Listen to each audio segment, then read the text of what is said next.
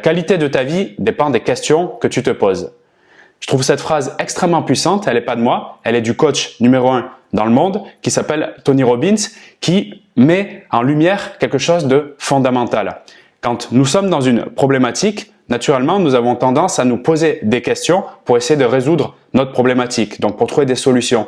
Et la plupart du temps, on y arrive, c'est super, mais dans des moments qui sont, on va dire, un peu stressants, angoissants, où il y a beaucoup d'enjeux sur le résultat qu'on va obtenir, c'est là qu'on tourne en rond avec nos propres questions et qu'on n'arrive pas à solutionner, en fait, notre problématique. Comme si on était un peu enfermé dans une bulle et ça tournait en rond et on n'arrivait pas à sortir de cette bulle où résidaient peut-être les informations nécessaires à solder cette problématique. Et c'est là où intervient non pas le fait de chercher des réponses, mais plutôt chercher des questions pour s'extraire de cette bulle. Et donc cette phrase de Tony Robbins est très importante. C'est même l'essence du coaching, de trouver des questions peut-être différentes, nouvelles, pour pouvoir orienter vers de nouvelles possibilités. Ce que je veux faire dans cette vidéo, c'est t'aider à ouvrir le couvercle et à voir autrement, finalement, à voir plus loin que ce qu'il y a dans ce petit cercle-là, qui est complètement OK, puisque finalement, je pense que on fait du mieux qu'on peut avec les moyens qu'on a au moment T et tout au long de notre vie. Le but ici, c'est de rajouter des outils finalement pour progresser et avancer dans tes questionnements. Et pour illustrer ce grand principe qui est le message principal de cette vidéo, je vais me servir d'un exemple d'une question que je reçois souvent, que ce soit par commentaire, par mail et aussi dans les coachings privés, qui est donc cette question: il ne m'écrit pas, dans combien de temps dois-je lui écrire? Donc, il peut y avoir pas mal de contextes dans lesquels tu te retrouves à te poser cette question, soit après une période de calme, de silence, soit d'engueulade ou d'incompréhension, de manque de communication. Mais dans tous les cas, si tu penses à cette question, combien de temps je dois attendre avant de lui écrire, sache qu'il y a peut-être une autre question ou même plusieurs autres questions qui peuvent t'aider à sortir donc de ce bocal et ouvrir le couvercle pour t'amener à quelque chose de plus grand et plus important dans ta réussite. Pour moi, cette question rentre dans la catégorie des questions qui mènent à la perte. Perte d'estime de soi, perte de lucidité, perte d'énergie.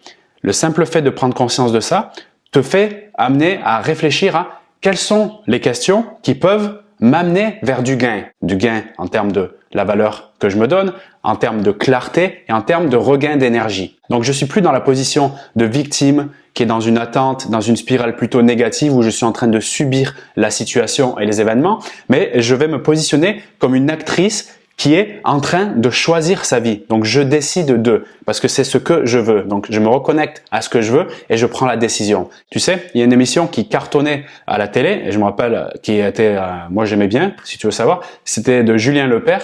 Elle s'appelait Question pour un champion. Tu sais, avec un buzzer où il posait une question très rapidement et les gens appuyaient comme des malades. Ça faisait du bruit, tout le monde s'excitait. Donc, il y avait du rythme, du challenge, du défi. Et pourquoi ça cartonnait autant? Tout simplement parce que le système nerveux humain, il adore en fait trouver des réponses. Tu remarques un enfant, qu'est-ce qu'il fait? Il pose des questions en permanence, il trouve des réponses, il fait que ça. On a ça en nous, la volonté en fait de chercher l'info, de donner notre avis, notre opinion, de tout savoir. C'est plus fort que nous, on veut avoir raison, on veut savoir. Ça, c'est la nature de l'être humain. Et donc, si tu lui poses une question qui est orientée sur quelque chose qui va vers la perte, comme je te l'ai dit, tu auras une réponse qui t'amènera vers la perte, tout à fait naturellement. Et quand tu t'amuses à changer de question, pour ton esprit, c'est une invitation à changer de destination. Un peu comme un train qui arrive dans un quai, tu sais, où le conducteur, voilà, il tire un levier comme ça pour pouvoir changer de cap et aller donc dans une autre direction. Et ça peut t'amener donc de Marseille à Strasbourg, à Paris, assez facilement, juste parce qu'on a changé en fait ce levier-là. Et bien au niveau de ton esprit, ça fait le même effet. Pour modifier la question du jour, c'est-à-dire dans cette vidéo, combien de temps dois-je attendre avant de lui écrire, qui amène à de la perte, tu peux t'amuser par exemple à poser cette question: dans combien de temps j'ai envie de me sentir mieux? Tout simplement. Amuse-toi à respirer après avoir posé cette question et surtout regarde les réponses qui te proviennent, surtout si tu te poses la grande question de ce jour. Je rappelle et je précise que la qualité de tes réponses proviendront de la qualité de tes questions. De tes questions. Je t'aide à réfléchir pour avancer, mais je n'ai pas toutes les questions. Bien évidemment, j'ai des idées de questions, tout comme toi, mais comment me viennent les idées de questions? Parce que je suis conscient de ce fameux principe que la qualité de ma vie dépend de la qualité de mes questions. C'est pour ça qu'à travers cette vidéo, je veux t'inviter à réfléchir par toi-même, c'est-à-dire à te demander quelle est la question que je me pose pas maintenant par rapport à ma problématique qui peut faire la différence et qui peut me ramener vers du gain personnel en termes d'énergie, en termes de lucidité, de clarté et surtout en termes d'estime de moi-même.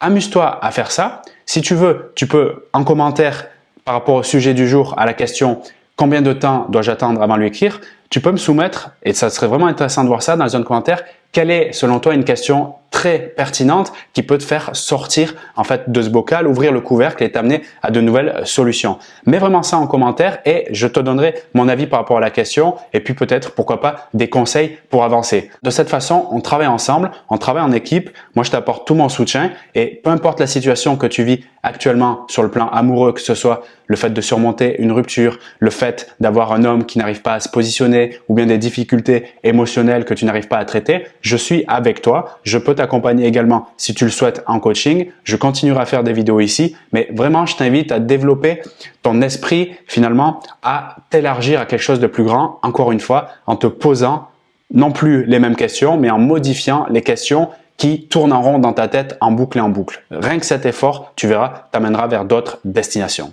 Je te remercie pour ton attention. Si tu penses que ce contenu peut être utile pour les personnes autour de toi qui vivent une situation similaire à la tienne, je t'invite à partager massivement cette vidéo, à t'abonner également si ce n'est pas déjà fait et je te retrouve très vite pour de nouveaux contenus, de nouveaux accompagnements. À bientôt.